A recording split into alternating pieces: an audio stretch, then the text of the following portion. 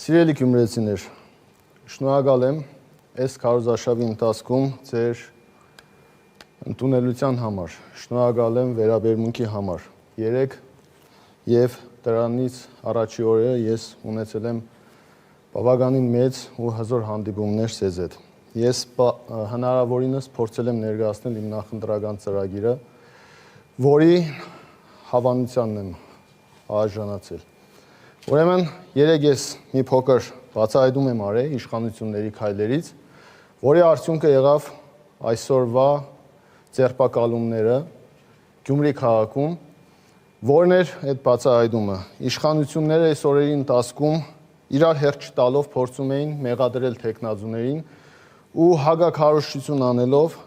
ներկայացնում էին, որ բոլոր ընդդիմադիր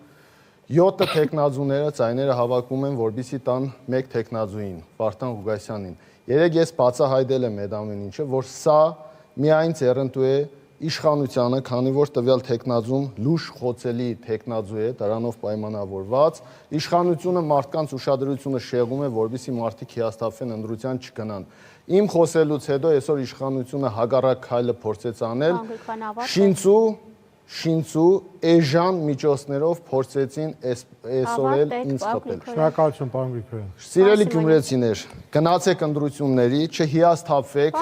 գիտեցեք պահելու ենք մինչև վերջ ձեր տված քվեն, եւ այսօր դաշտում դուք տեսնում եք, որ քաղաքացիական պայմանագիրը շանս չունի ընտրվելու Գյումրու քաղաքում։ Շնորհակալ եմ, կոչել չեմ անելու, որ գնացեք ինձ